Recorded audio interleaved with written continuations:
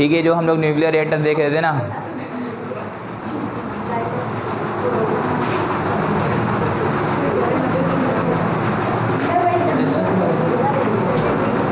ठीक है, यहाँ पे देख लें।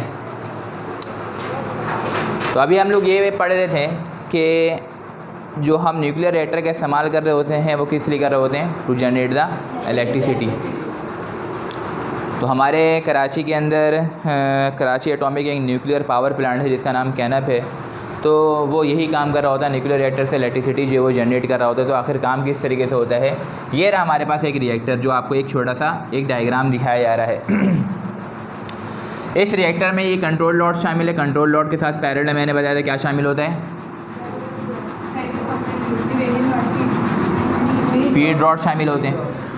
तो ये जो फीड रॉड हैं और जो कंट्रोल रॉड्स हैं, जिस ये सपोज़ ये जो ब्लू है, ब्लू जो है किस्म का शांति का सिंबल है, ठीक है। ये हमारे पास कंट्रोल रॉड है और एक रेड मार्कर अभी यहाँ पे नहीं है, मैंने रेड में बनाता, ये रेड जो है वो क्या है, एक किस्म का फीड रॉड है, ठीक है। ये पैरेलल में इस तरीके से मैंने बताया, एक फीड रॉड और एक क्या होते हैं, सही है, फीड रॉड और कैडमियम या बोरॉन रॉड, ये इस तरीके से आपस में पैरेलल जो है वो चल रहे होते हैं, एक के बाद एक कंसेक्यूटिव, ठीक है ना।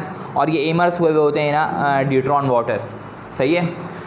तो जब इसमें से रिएक्शन हो रहा होता है, जब हम फ्यूजन रिएक्शन स्टार्ट करवा देते हैं, तो मैंने आपको बताया कि हम फ्यूजन रिएक्शन को कंट्रोल किस तरीके से कर देते हैं, by the help of cadmium and boron rod. चूँकि वो मूवेबल होता है, उसको अपवर्ड एंड डाउनवर्ड डायरेक्शन में मूव करवा करके हम न्यूट्रॉन की स्पीड को, न्यूट्रॉन के बिहेवियर को हम कंट्रोल कर सकते हैं। फास्ट मूविंग न्यूट्रॉन जो होते हैं उनको हम एब्जॉर्ब करवा सकते हैं। अगर कभी हम ये देखते हैं कि टेम्परेचर बहुत ज़्यादा फास्ट हो चुका है, ठीक है ना, टेम्परेचर बहुत ज़्यादा एक्सीड कर चुका है, जिसकी वजह कर जो फीड रॉड होता है वो बहुत ज़्यादा रेड हॉट हो जाता है, तो फिर हम क्या करते हैं, कैडमियम और बोरॉन रॉड्स को फ़ौरन से जो है ना वो नीचे की तरफ गिरा देते हैं, सही है।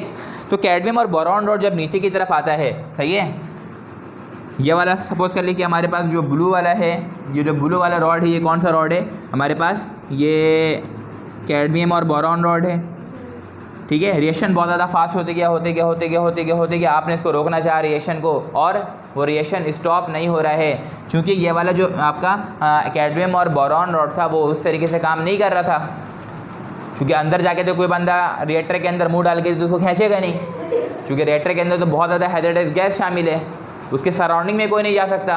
तो फिर DCS सिस्टम से, डिजिटल कंट्रोलिंग सिस्टम से हम इसको कंट्रोल कर रहे होते हैं।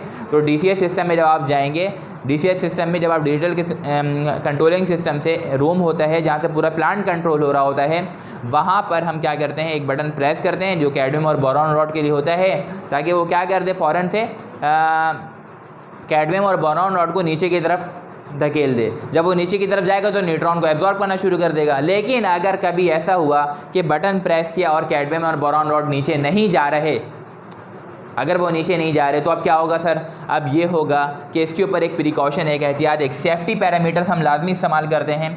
वो ये होता है कि कैडमियम और बोरॉन रॉड नीचे नहीं आ रहा, तो क्या करते हैं, इसके ऊपर से एक इंसुलेटिंग कैप मौजूद होता है यहाँ पर, सही है, जो कैडमियम और बोरॉन का ही बना हुआ होता है। इंसुलेटिंग कैप को उसके ऊपर से फ़ौरन से जो है ना छोड़ देते हैं, ताकि एक अगर चीज़ नीचे नहीं आ रही तो दूसरी चीज़ नीचे आ जाए। अगर न्यूट्रॉन की जो है ना के बिहेवियर को कंट्रोल नहीं किया गया तो फ्यूजन रिएक्शन बहुत ज़्यादा ख़तरनाक हो जाएगा और बहुत ज़्यादा एनर्जी जनरेट करके यहाँ एक्सप्लोजन जो है वो यहाँ पे ये काउस कर सकता है। तो इसके लिए बहुत ज़्यादा ज़रूरी है कि हम सेफ्टी पैरामीटर्स लाजमी इस्तेमाल करें। बात समझ में आ रही है? तो मैं आपसे ये बता रहा था कि स्टीम जनरेट हो गई, सही है ना। स्टीम को जो हम करवा रहे वो कहाँ पे करवा रहे, गिरा रहे टरबाइन पे, ठीक है। किससे को गिरा रहे हैं, टरबाइन पे। टरबाइन क्या होता है कि टरबाइन किससे कनेक्ट है, ये इलेक्ट्रिक जनरेटर से कनेक्ट है। जब यहाँ से स्टीम निकल करके इस टरबाइन के ऊपर गिरेगी तो इस टरबाइन के ऊपर क्या है, एक सबसे पहले तो स्टीम एक सॉलिड सब्सटेंस के साथ जो है वो टकराएगा तो कॉन्डेंस होगा, कुछ उसका प्रेशर जो होगा वो यूटिलाइज होगा टरबाइन को घुमाने में, और कुछ प्रेशर जो है वो कंडेंसेट बना करके, ठीक है ना, कंडेंसेट बना करके नीचे की तरफ जो है वो उसका जो वाटर होगा, वाटर मॉलिक्यूल्स होंगे वो नीचे की तरफ गिरना शुरू हो जाएंगे।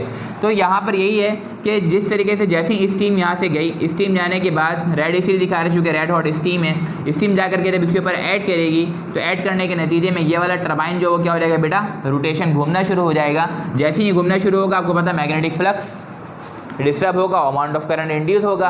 That is the basic principle of the Faraday's law of electromagnetic induction.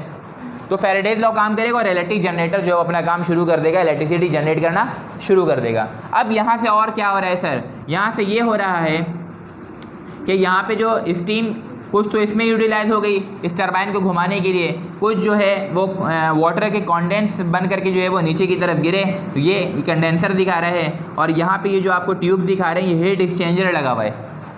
ये क्या करता है, हीट को एक्सचेंज करता है। हाफ पोर्शन में देखें ठंडा पानी, ये जो ब्लू वाटर दिखा रहे हैं ये जो है ना कोल्ड वाटर को रोटेट करवाया जा रहा है, और ऊपर जो है वो हॉट वाटर को जो है वो रोटेट, यानी कि कंडेंसेट जो स्टीम बन करके नीचे गिरी है, ठीक है ना, स्टीम से वाटर की कंडीशन में आकर के जो नीचे गिरी है वो इस तरीके से यहाँ पे मूव कर रहा है, और यहाँ से जो है वो ठंडा पानी जो है वो यहाँ मूव कर रहा है।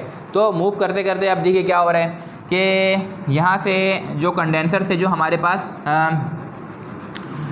गर्म पानी आया, उस गर्म पानी को कहाँ लेके गए, कूलिंग टावर में, ठीक है, कूलिंग टावर। हर इंडस्ट्रीज़ के अंदर कूलिंग टावर हम इस्तेमाल कर रहे होते हैं, ठीक है, जहाँ पर रिएक्टर वगैरह रिएक्शंस वगैरह हो रहे होते हैं, तो वहाँ पे कूलिंग टावर का इस्तेमाल होता है, ताकि हमारे पास जो पानी जो रिएक्टर से निकल रहा है हम उसको बार बार ज़ाया नहीं कर सकते। एक ही दिन के अंदर, एक ही दिन में जो है वो लाखों के गैलन की तादाद में जो पानी उसमें यूटिलाइज़ हो रहा है, तो अगर हम ज़ाया करेंगे तो हमारा बहुत ज़्यादा नुकसान होगा।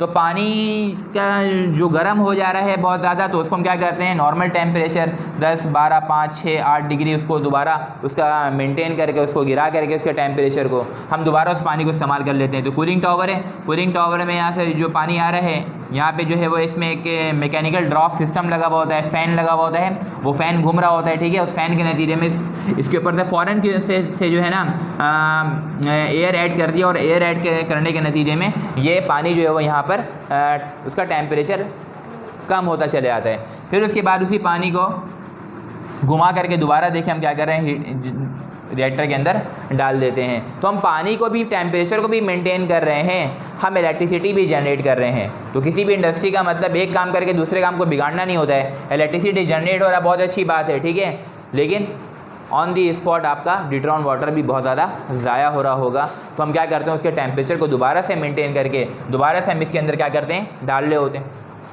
अब अगर हम टेम्परेचर मेंटेन नहीं करेंगे तो क्या होगा, पानी, ये जो रिएक्टर है, इस रिएक्टर में जो शील्डिंग करवाई गई है, यहाँ पर एक प्रोसेस इस्तेमाल होता है शील्डिंग का, सही है, कंक्रीट वॉल और इसकी चारों तरफ जो है वो शील्डिंग करवाते हैं, ताकि जो रेडिएशन हो रही हो वो भी कम से कम बाहर आए, टेम्परेचर जो है बहुत ज़्यादा जनरेट हो रहा है वो भी कम से कम बाहर आए। तो इसके चारों तरफ क्या करवाते थे, शील्डिंग।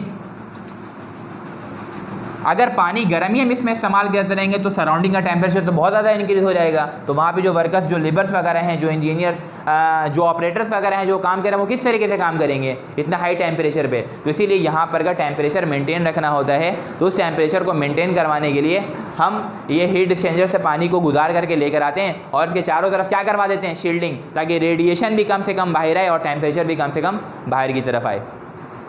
बात समझ में आ रही है। तो कुछ इंपॉर्टेंट प्रोसेस होते हैं इसके, वो मैं आपको हैंड आउट प्रोवाइड कर दूंगा कल, या फिर आपको कल लिखवा दूंगा। तो इसमें आप सबसे पहले के न्यूक्लियर रिएक्शन, फिजन रिएक्शन किस तरीके से हो रहा होता है, इसमें एसेंशियल पार्ट्स क्या क्या है, कंट्रोल लॉट्स का क्या काम होता है, मॉडरेटर्स क्या हैं, ठीक है, शील्डिंग जो हम करवाते हैं तो उससे क्या हो रहा होता है। तो ये सारे प्रोसेस जो इंशाल्लाह ताला कल हम इसको देखेंगे। और the basic purpose of the nuclear reactor is to generate the steam, and steam when falls on the turbine then it rotates, which disturb the magnetic flux and induce an amount of current in the generator, ठीक है ना। तो generator क्या करता है, amount of EMF voltage वो create करना शुरू कर देता है। सही है, बातें क्लियर हैं। कंट्रोल लॉट्स के बारे में आपको पता है, मॉडरेटर्स आपको पता है, शील्डिंग क्यों करवाते हैं ये भी आपको पता है। फिर उसके बाद जो फीड रॉड है उसमें फीड क्या है ये भी आपको पता है, और जो आप कंट्रोल लॉट्स होते हैं वो किस तरीके से अप एंड डाउन मूव कर रहे होते हैं ये भी आपको पता है। इंसुलेटिंग कैप का इस्तेमाल जो है वो क्यों होता है वो भी आपको पता है, सही है। और इसको जो हम यूज़ कर रहे होते हैं वो बेसिक रीज़न क्या है वो भी हम जानते हैं, ठीक है ना। तो ये हमारा क्या था एक किस्म का न्यूक्लियर रिएक्टर। बात क्लियर है यहाँ तक? आज के लिए इतना ही, टाइम भी ज़्यादा हो गया है, पहला रमज़ान है, ठीक है। जाइए घर जाइए, नमाज़ पढ़िए, दुआ मांगिए, हमारे लिए भी दुआ मांगिए, ठीक है।